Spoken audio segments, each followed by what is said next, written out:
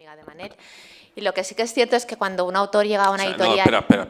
O sea, no puedes comparar la amistad que tenemos tú y yo con esa cosa comercial que tiene esta gente. O sea, por favor. Que no tiene nada que ver.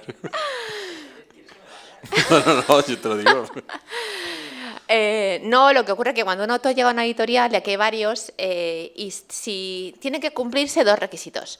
Uno, que lo que escriba nos guste, es muy importante, porque ocurre que muchas veces llegan cosas a las editoriales que no nos gustan y hay que publicarlas y hay que promocionarlas, distribuirlas y todo eso. Entonces, que nos guste. Y dos, que encima sea buena persona. Y cuando digo buena persona es que puedas hacer promociones terribles de duras por España, que tengas que levantarte a las 5 de la mañana y no descansar y que el autor siempre esté contento, siempre esté dispuesto, siempre quiera más y no le importe y que haya encuentro con el lector y que todo funcione de vicio. Entonces, Antonio representa las dos y encima una más, que es buena persona, escribe fenomenal, nos gusta lo que escribe y es un gran amigo, es un buen amigo, es una buena persona en el sentido de que la amistad que ha generado con el equipo de Berés, pues cualquier que trata con él, desde la parte editorial, desde la parte comercial o desde la parte de promoción, pues estamos muy contentos de que ya sea un amigo más nuestro. Pero bueno, después de las flores que le he hecho, os presento a Antonio. Antonio empezó en la literatura hace muchos años, empezó cuando estaba en el cole, realmente empezó a escribir allí en quizá la literatura, como él ha comentado en alguna ocasión, fue lo que le rescata, ¿no? Lo que le centró en su vida, y cuando acaba el bachillerato decide autopublicarse una novela gamberra del instituto, pero también creo que algo fantástico, ¿no? Que pasaban cosas con sus compañeros en el instituto, que le generó ciertos problemas con compañeros y con gente de su ciudad. Y a raíz de ahí, bueno, pues empezó una carrera de escribir, hasta que nos presentó hace 4 años un proyecto muy ambicioso, porque él cuando llegó a la editorial no dijo, bueno, yo quiero publicar un libro de fantasía épica. No, él dijo, yo quiero publicar una pentalogía de fantasía épica. Entonces, claro, todos empezamos a pensar, 5 libros. ¿Pero cómo vamos a publicar 5 libros? Entonces, esa fue la primera interrogación que el equipo editorial se hacía mientras que Antonio iba contando. Pero cuando él, de repente, despliega con sus palabras todo el mundo de Vestigia, nos empieza a contar cómo era la ciudad de Venteria, el rey Tendón, los personajes que había, la Horda del Diablo, los maestres, Remo, Sala, Lorcun, Trento. Bueno, era como si realmente estuviese ese mundo ya creado y lo único que faltaba era una editorial que lo recogiese en 5 libros y ala, para adelante. Luego descubrimos... Antonio sí que tenía ese mundo en su cabeza, la verdad es que estaba ahí y cuando te lo contaba te transmitía y te querías meter en Vestigia, pero había... Hechos no estaban, es decir, estaba más o menos muy pensado el primero, que es la caza del nigromante, pero todavía faltaban los otros 4 restantes y estamos ahora a punto de concluir con el oráculo Estepal, que sería el último libro que saldrá para el año 2014. Entonces, como os comentaba, esa pasión que él puso cuando presentó el proyecto editorial y que nos convenció y pensar que a decir que sí a 5 libros es muy arriesgado, se ha correspondido con el buen fruto que hemos tenido, con lo bien que escribe Antonio y luego con lo fácil que es trabajar con él, porque cuando él manda los manuscritos hay poco que corregir, la verdad me imagino que él hará una labor de corrección muy ardua porque se nota cuando llegan que están muy bien escritos y con pocas correcciones. Y que si hay algún cambio que hacer, pues siempre responde muy positivamente, salvo con un personaje que él sabe que a mí siempre me produjo muchas incógnitas y que sé que para el 5º lo va a resolver y me va a dejar muy tranquila y muy contenta con el personaje femenino, con la protagonista que es Sala. Bueno, te voy a interrumpir porque el tema de Sala me toca muy dentro. El personaje femenino arquetípico de las novelas de fantasía es una chica guerrera que puede con todo, que que realiza trabajos inverosímiles, que se pone al nivel de un hombre en escenas de acción y el tema de... O sea, yo me he intentado abstraer de todo eso, de ese tipo de tópico, yo me he intentado abstraer de todo eso y yo he intentado hacer un personaje de una mujer sensible, de una mujer que yo creo muy real y también de una mujer fuerte que es capaz de afrontar dificultades. O sea, para mí era independizarme un poco del tópico de la guerrera tipo Red Sonja, ¿no? Que es un poco así como es Conan, pero que tiene el cuerpo de mujer. Entonces, pues eso es lo que yo he intentado apartarme de eso. He intentado hacer un personaje más realista. Sé que a veces pues hay lectores asiduos de este tipo de género que lo han entendido mejor y otros no lo han entendido tan bien. Le ha dicho, pero hombre, pero como una guerrera, pues bueno, pues puede llorar en un momento dado porque le ha pasado esto, porque para mí Sala es tan real que no tengo casi ni que plantearme qué va a pensar Sala sobre cualquier cosa. Yo sé ya lo que está pensando ella antes de escribirlo, porque tengo muy claro al personaje. También pasa como con... Hay gente que no le ha gustado mucho, que ha necesitado leer 2, 3 libros para engancharse a Sala, y hay gente que desde el principio la ha defendido y la adora y la quiere, o sea, ha generado amor-odio con mucha facilidad, ¿no? Sí, quizá por eso, porque has roto el cliché de de los protagonistas femeninos de la novela fantástica y por otra parte, yo creo porque es difícil ubicarte, ¿no? Reflejarte con Sala como lectora en un personaje que es tan ambiguo. Y a lo mejor por eso es justamente lo que ha provocado que algunos lectores sí que sean más de Sala y otros pues que sea el personaje que más dudas ha planteado en tu pentalogía, porque lo que sí que es cierto que en toda la obra de Antonio, aparte de que él es muy literario cuando escribe, la construcción del personaje es una construcción perfecta. Sus personajes no son planos para nada, son personajes que van creciendo con la novela y que van creciendo con el lector. Cualquiera que se acerque a la Horda del Diablo y se lea el primero, La caza del nigromante, va a ver que es un libro como más para todos los públicos, bueno, como más juvenil realmente. Podríamos decir que es un libro más pensado para un público más juvenil, a partir de 14 años, 15 y 16, y para todas las edades, por supuesto, pero sí que tiene un... Ahí serían, y lo hemos hablado muchas veces, Antonio, que es el libro más juvenil de todos. A partir del segundo, ya esos personajes es como si hubieran crecido, como si... Es cierto que ese año que transcurre entre el primero y el segundo, en la ficción, se ha visto en que a los personajes les ha cambiado, les ha madurado y que va un poco a lo mejor, no sé si tú querías hacerlo, en relacionarlo con los lectores. Es decir, si yo comienzo con lectores juveniles, quiero, como van a ir creciendo, pues que crezcan con mis personajes. No lo sé, eso es una pregunta que te hago, que te sugiero, y luego... Simplemente por matizar, que todos y cada uno de ellos son ambiguos. Es decir, decíamos que Sala era un personaje ambiguo desde el punto de vista femenino o feminista o fantasía, pero Remo es un personaje muy ambiguo, es un personaje que para ser el protagonista despierta mucho desprecio al inicio. Trento es otro personaje que te produce cierta ambigüedad porque no sabes que es muy buen guerrero, pero no sabes que tiene esa capacidad también como de estratega. ¿Sabes? Ves que es un guerrero muy de acción, pero resulta que descubres que también es un estratega y que es capaz de ir por ahí manipulando las situaciones. Lorkun es otro personaje, aunque tiene una serie de características muy claras. Ves que esa parte de guerrero, esa parte espiritual de monje, cómo la has ido llevando, cómo la has ido creciendo. Es decir, que lo rico es que comienzas con la caza del nigromante con unos personajes y cuando llegas a la puerta dorada, esos personajes son distintos. Es decir, conservan su esencia, pero han ido evolucionando, han ido cambiando. Y a mí me parece un logro que no sé si en otras pentalogías o sagas de la literatura fantástica pasa, sí que pasa, por ejemplo, como ocurrió con Harry Potter o con otras series, pero bueno, cuéntanos. Lo del tema de los personajes bueno, el proyecto en general de la Horda del Diablo yo tenía una preocupación principal, que era situar al lector de menos a más, en el sentido siguiente.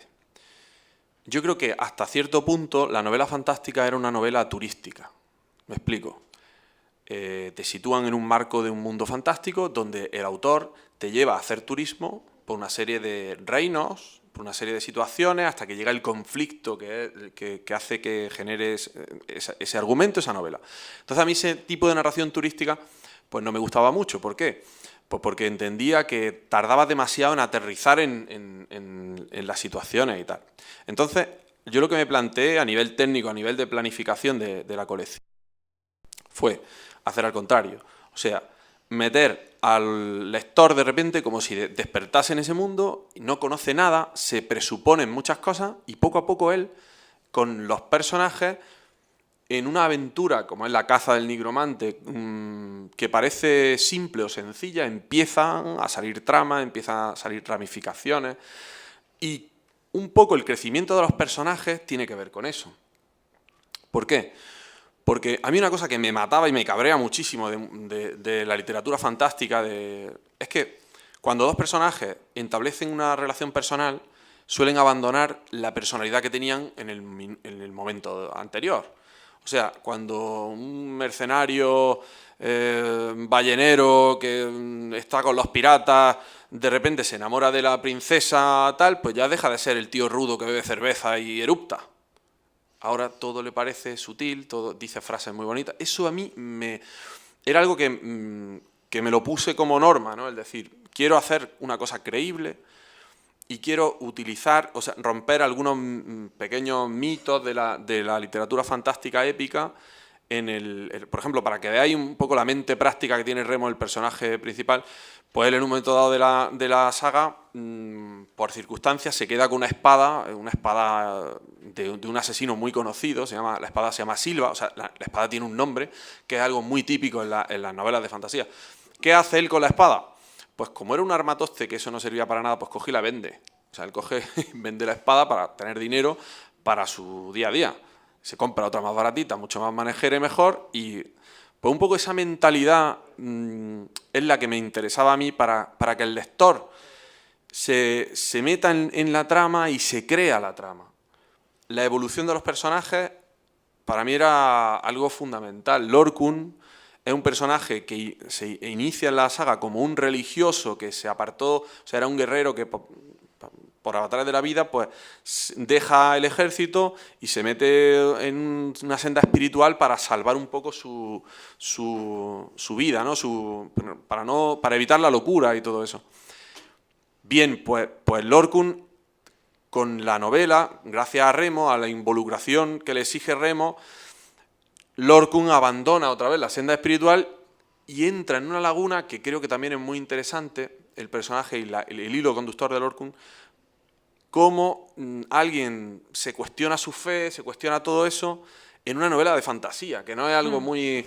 donde los dioses siempre suelen ser algo como indiscutible, donde pues hay una serie de planteamientos donde este personaje pierde la fe, está muy perdido, y todo es coherente con el resto, con que él esté precisamente buscando a los dioses. Es una perspectiva como muy realista de la fantasía, lo que yo quería introducir en esta saga, habiendo criaturas fantásticas, habiendo pues, todo tipo de situaciones típicas de las novelas. Pero quería darle un foco especial, un poco diferente. Sí, bueno, yo creo que eso queda evidente cuando hay varios planos de lectura. Es decir, tú tienes el primer plano que es muy activo, muy dinámico, muy de fantasía épica, muy bueno, a ver qué pasa, a ver de acción, muy cinematográfico, porque está contado que parece que estás viendo una película. Pero luego hay un segundo y un tercer nivel donde tú ya vas analizando los personajes, vas presentando cómo sienten, cómo piensan, personajes que son buenos y que son malos, es decir, es que son muy cercanos a nosotros, porque nadie es bueno 100% ni malo 100%, todos estamos hechos de cosas buenas y cosas malas, y sus personajes son así. A veces al que más te admiras, cada uno pues elige a uno, ¿no? Se refleja en uno, pues piensas, pero este tío, ¿cómo es posible que haya hecho esto? No le pega nada, bueno.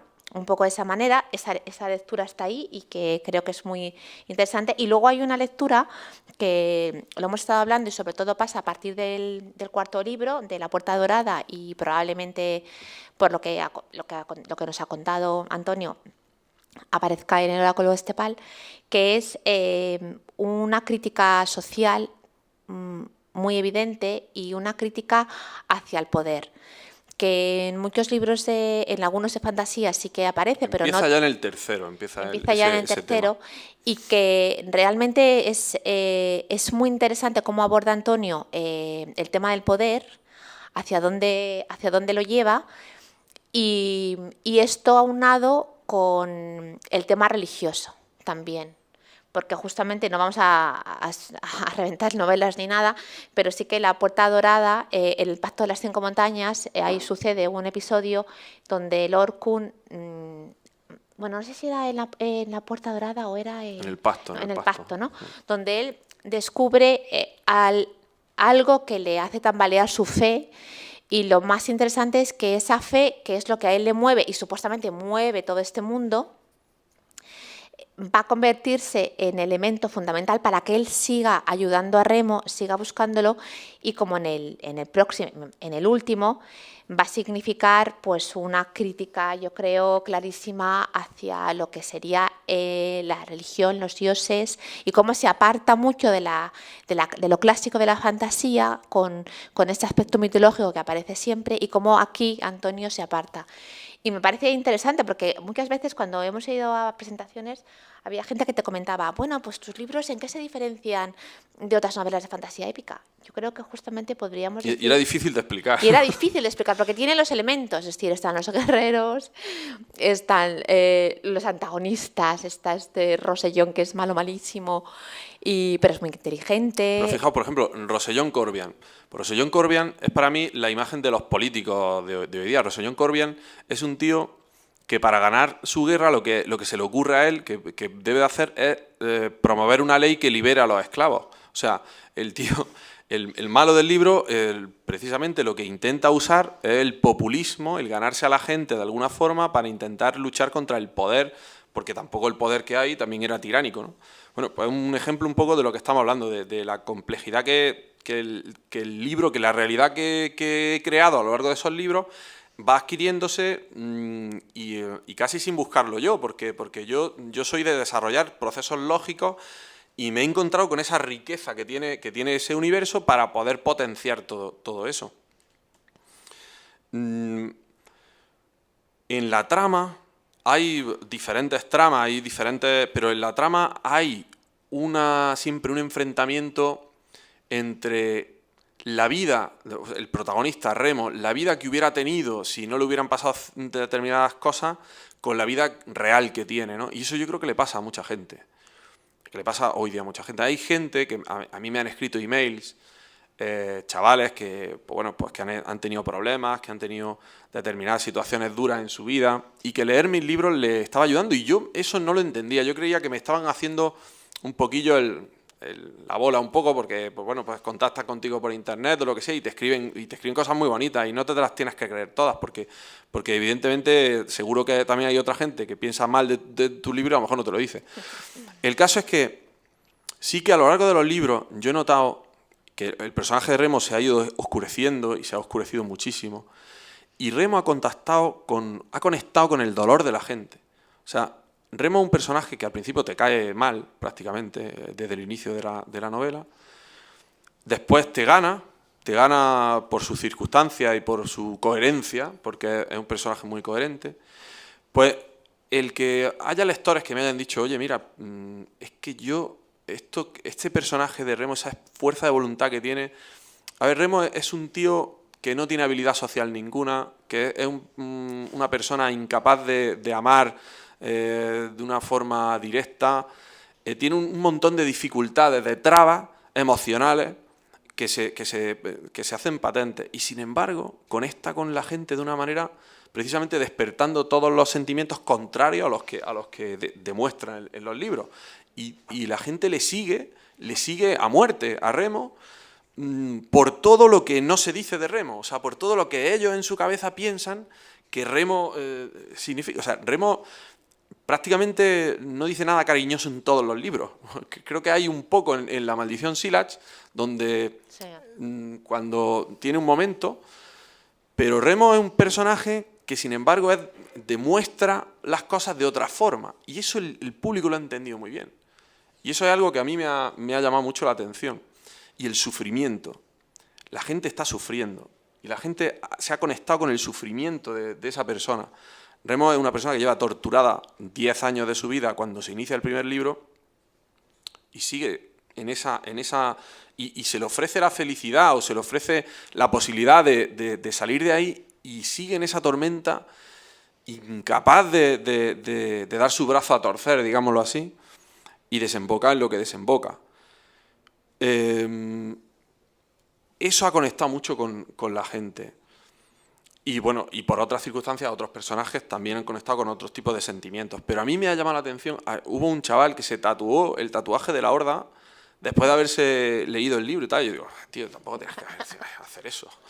Y fue un chaval que había tenido problemas de todo tipo, y entonces, pues, no sé, pues a mí me sorprendió mucho que Stephen King bueno, cuando escribió el libro aquel sobre el crimen en el instituto y tal, que él reconoce que es la única obra que a él le hubiera gustado no haberla publicado, porque después, como se han dado ese tipo de circunstancias tantas veces, o sea, él mismo dice que de esa obra sí que se arrepiente de haber publicado ese libro. O sea, cuando nosotros lanzamos libros a la gente, lo que a lo mejor tú te planteas como que es algo lúdico, que es algo un poco lo que Manel venía a decir antes, en fin, que yo hago libros divertidos y tal, pero tú no sabes la repercusión o la potencia que tiene tu mensaje dentro del corazón de un chaval de 14 años que le están yendo mal las cosas, que la chica que a él le gusta no le hace caso o ni siquiera es capaz de confesarle sus sentimientos, que encima sus padres se han divorciado y o sea, tienen situaciones muy duras. Y la personalidad de Remo, cuando Remo se enfrenta a todo lo que se tiene que enfrentar, y lo hace desde esa especie de provocación a su destino, esa irreverencia que tiene muchas veces, pues eso cala en la gente. Yo me he dado cuenta que cala muy profundamente en los lectores. Sí, porque de alguna manera le hace muy humano. Es decir, él posee un superpoder, por así decirlo, que podría salvarle de todo y opta a no usarlo, salvo cuando no le queda más remedio. Es peor, o sea, es peor que eso. O sea, lo que le sucede a Remo es que él tiene una piedra mágica. Entonces, cuando él adquiere esa piedra mágica, esta piedra, lo que le sucede es que cuando él mata a alguien, esa piedra se carga de una energía que a él le permite curarse de su herida o tener una fuerza superior a la normal. ¿Qué sucede? Pues que el efecto es duradero, o sea, no es muy duradero, y entonces tiene que volver a bañarla de sangre, en el sentido de no bañarla directamente, sino matar a otra persona para cargar esa piedra. Bueno, pues con ese don tan tremendo, con esa potencia, pues tú pensarías que alguien con ese don sería capaz de dirigir ejércitos, de hacerse rey de un sitio o de triunfar en todo lo que se propusiera. Sin embargo, Remo, la piedra no le sirve para nada. La piedra le sirve para salvar el culo en determinadas circunstancias, pero a Remo no le arregla su problema. No puede. Él esa ayuda extra lo tortura incluso, porque él dice, joder, es que esta piedra, yo no me merezco este don. Esta piedra debería de tener a lo mejor otra persona que le sirviera mejor a otra persona. Aquí él no es como en el anillo del Señor de los Anillos. Aquí él no está intentando destruir ese don, ni ese don le perjudica mentalmente, ni nada de eso, no. Pero ese don no le ayuda a él a conseguir mejorar su vida o a conseguir la felicidad, para nada. No le sirve para nada. El principal enemigo de Remo es él mismo, es su propia personalidad. Y eso creo que es interesante. Sí, es muy interesante y bueno, que quizá en el libro La Puerta Dorada es donde, yo creo que en el segundo, con La maldición Silax, cuando él da ese cambio después de los primeros capítulos y vuelve otra vez a ser un personaje tan desagradable, tan duro, tan arisco, tan difícil, tan anárquico, tan individual. En el público. Vale, ahora A te ver, paso a la ver. palabra. Pero en la Puerta Dorada aparece otra vez es que se hace complicado quererle. Luego le quieres mucho, pero se hace muy difícil quererle, aunque, como tú bien dices, refleja tanto a lo que somos, que a lo mejor por eso se hace complicado y como estás leyendo un libro, buscas algo más, ¿no? No te buscas a ti, que ya demasiado tienes, con tenerte que aguantar todos los días, ¿no? Sino buscas a algo, hay un héroe, ¿no? Buscas a un héroe que no lo es, que no lo es. Pregunta, pregunta.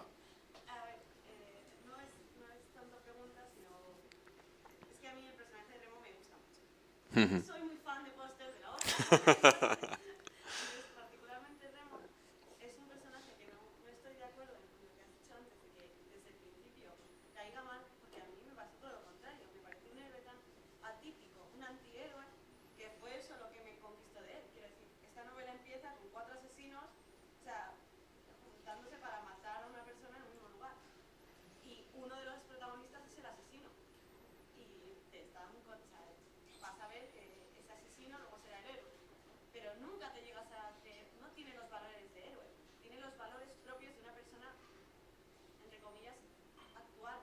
No, me parece que era demasiado humano para ser un héroe, porque tal y como nos han pintado es más el héroe clásico actual, era más un Ulises ahora mismo. La comparación clásica, ¿no?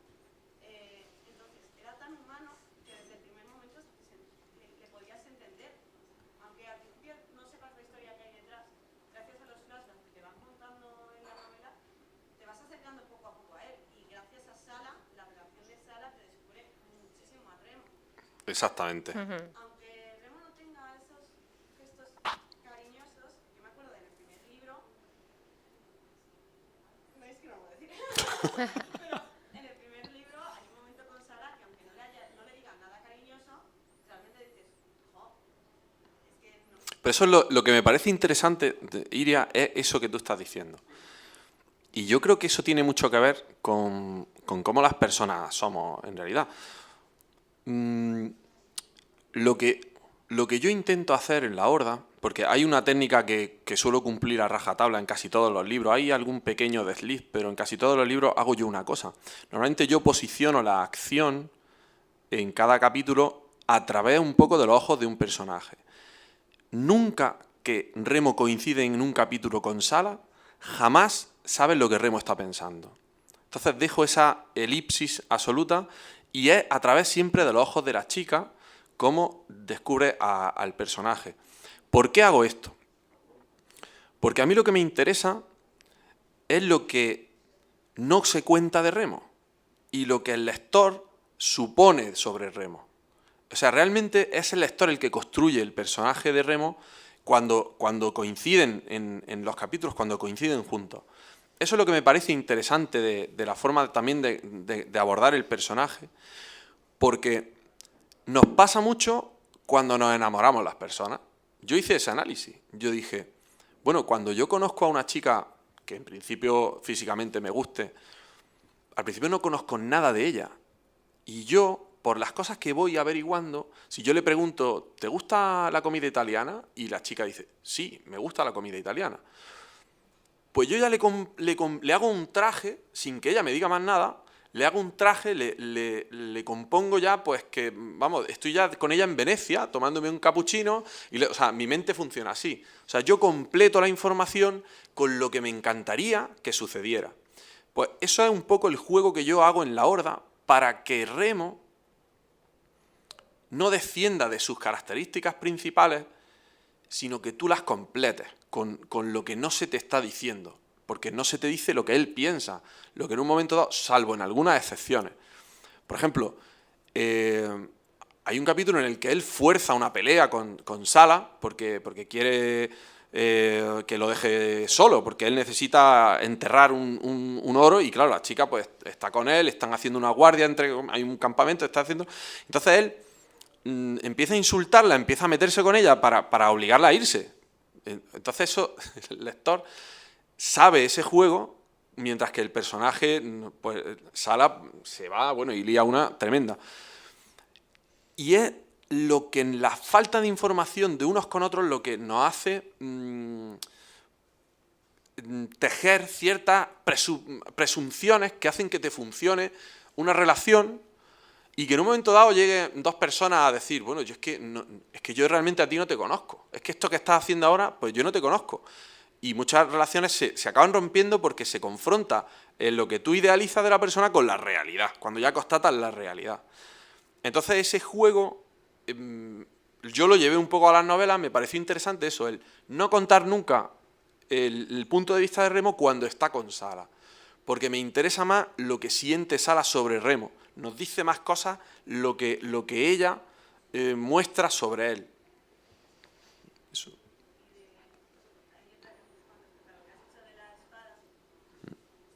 Parece que no, pero nos está planteando un dilema moral muy grande. Quiero decir, hasta qué punto el fin justifica los medios. O sea, porque el hecho de que tú tengas que matar a una persona para conseguir algo que tú quieres, aunque sea salvar el mundo, Remo lo hace siempre para salvar el mundo. ¿Vale? Entonces, por supervivencia podemos incluso darlo por válido. Pero eso mismo nos plantea una persona más íntegra de lo que podríamos esperarnos en cualquier novela de fantasía, en la que la muerte está tan acostumbrada a sucederse que vamos, si encima te da poder, venga, vamos a matar todo lo que quieras. Entonces, eso también, que no está verbalizado, como tú dices, es también una clara muestra de la personalidad de Remo. Aunque incluso Remo ha sido un general, ha sido alguien del ejército, entonces tampoco tendría que ser tan sensible en ese sentido, con la muerte, y sin embargo lo es. Te dibujan a una persona que realmente... Es que es curioso. Es curioso porque Remo precisamente la muerte, Remo es un experto en la muerte. Remo es un asesino que se dedica a matar por dinero porque él necesita dinero para seguir. Bueno, su dilema es que él quiere buscar a su mujer, que no sabe dónde está, y entonces él no sabe hacer otra cosa que la vida castrense, la vida militar. Como en su reino hay un tratado por el que no se puede entrenar, no se puede, o sea, la única salida que le ve es ser asesino, guardaespaldas, mercenario. Eso es como él se gana un poco la vida. Al principio de la novela se muestra eso. Pues ¿qué pasa? Que él es un experto, él respeta mucho la muerte. Él es un temerario en el sentido de que es bastante valiente, pero él respeta mucho la muerte. En la batalla de Lamonien, que es uno de los mayores esfuerzos de escritura que yo he hecho en mi vida, en la batalla de Lamonien, él se muestra a un Remo sobrecogido con ese campo de batalla que él repasa después para ver si puede ayudarle a alguien con su piedra, porque él no solo la usa la piedra para él, a veces también salva a gente, ¿no? Y entonces él sí que muestra respeto por la muerte, no mata arbitrariamente porque él respeta, porque conoce mucho, porque sabe lo que es matar. Y entonces nadie que haya estado en una guerra o nadie que haya estado...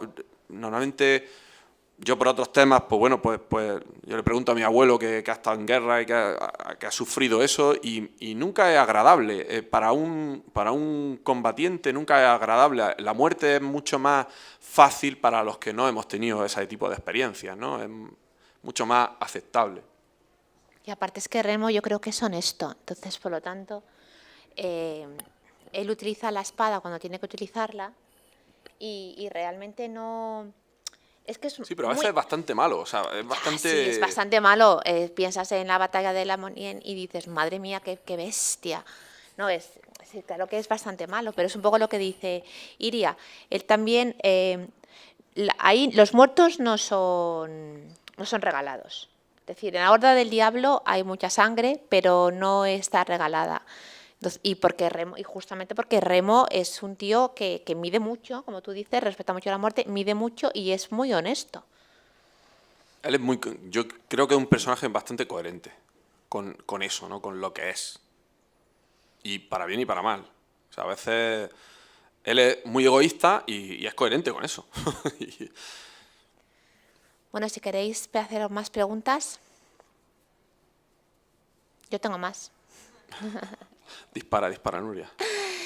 Pues, a ver, has comentado que la batalla ha sido quizá el momento más complicado de toda la Horda. ¿Solo ese o hay más momentos así que te ha costado muchísimo? ¿En qué sitio te has quedado ahí atascado y no has podido seguir? Cuéntanos la lo que batalla, es por una ejemplo, pentalogía, ¿no? Porque escribir un libro, a ver, en tu cabeza me imagino que cuando estás escribiendo uno de los libros estás pensando en el resto. No puedes trabajar claro. exclusivamente, bueno, este es un libro o una saga, bueno, pero es que 5 libros se hace complicado. Sobre todo porque tienes que ir sembrando determinadas cosas que después tienes que recoger. Y entonces es muy difícil, cuando estás escribiendo el segundo, es muy difícil calcular eso. Entonces lo haces, pero intentas hacerlo con mucho cuidado para que el lector no se percate. Y bueno, pues la batalla en concreto no es que me costase tanto trabajo hacerla, sino que fue un trabajo un poco diferente a lo que yo venía haciendo, porque la batalla de Lamonien yo la basé en una batalla histórica. Yo me documenté sobre una batalla histórica, la batalla de Carnac, de Cartago, de la Segunda Guerra Púnica. Y entonces, al documentarme sobre una batalla y trasladarla a la fantasía mía, pues eso fue un trabajo muy distinto a lo que yo estaba acostumbrado a hacer. Le cogí el gustillo y empecé a investigar sobre también asedios a ciudades, porque para la Puerta Dorada iba a necesitarlo y tal. O sea que descubrí que basarme en cosas que han pasado de verdad, pues enriquecía la historia. Quizá lo más complicado ha sido que yo me he ido vaciando en cada libro. Me voy a explicar. Cuando yo escribo la primera novela y la entrego a la editorial me dice, oye, nos gusta tu proyecto, tal, les cuento todo el proyecto, les cuento todo, y me dicen, de acuerdo, pues danos la segunda novela. Entonces yo podía haber sido un poco más inteligente o más conservador y haber dicho, bueno, pues tengo esto y esto que yo creo que va a molar mucho, pues esto me lo dejo para la tercera, esto me lo dejo un poco para la cuarta y esto... Y yo no lo he hecho así. No lo he hecho así porque tengo el convencimiento de que la creatividad nace de la dificultad. O sea, yo recuerdo en el colegio cuando nos decían, redacción, tema libre. Pues era precisamente cuando más trabajo me costaba a mí hacer una redacción, porque no se me ocurría nada de, bueno, ¿y de qué escribo? Yo creo que la creatividad nace de la dificultad, nace de las trabas, es cuando tu mente se obliga a ser más creativa. Entonces yo lo que hice fue volcarme totalmente en cada libro. En el segundo hay 3-4 cosas que yo consideraba geniales y que quería ver en mi colección y las volqué todas ahí. No me esperé al tercero. En el tercero me volvió a pasar lo mismo. Yo quería, me apetecía ya una gran batalla. Y no va a haber otra batalla como la que sucede en el tercero a campo abierto, como la batalla de Lamonien. Va a haber otro tipo de batallas, pero no va a haber otra como esa.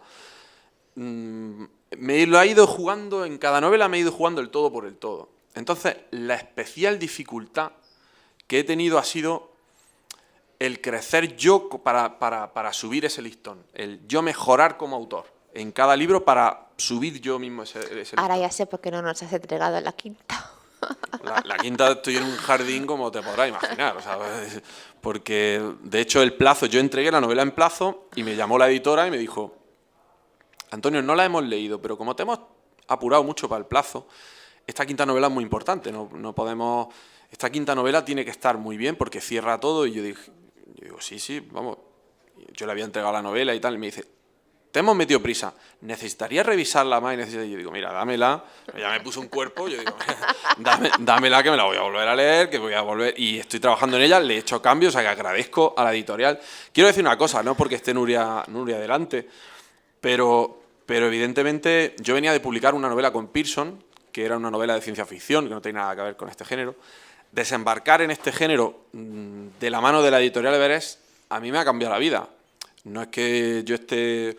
Bueno, yo sigo en mi trabajo, a mí me ha cambiado la vida en cuanto a que yo he podido dedicarme durante una serie de años muy estables a la literatura y eso para mí ha sido genial. Yo durante estos años no he tenido la pelea esa de, bueno, a ver si publico el siguiente libro y cómo. No, yo ya sabía que eso se iba a publicar y he podido centrarme en escribir, en aprender, y entonces a mí como autor me ha cambiado la vida. Y eso se lo tengo yo que agradecer a las personas que suelo agradecérselo en los libros además y a toda la montaña que es Everest. Como editorial. ¿Cómo se nota que no hay por aquí ninguno de la comercial? Que cuando les dijimos que no iba a salir el quinto, No veas las caras que pusieron. Saldrá, pero va a salir un poco más tarde. Ya, pero ellos lo tenían para la campaña de Navidad. Ya. No, eso es lo que pasa, que tiene unos plazos, que los plazos son interesantes, porque comercialmente a mí me interesa mucho más lanzar el 5.º libro y que esté vivo en la campaña de Navidad, que es uno de los momentos donde más libros se venden.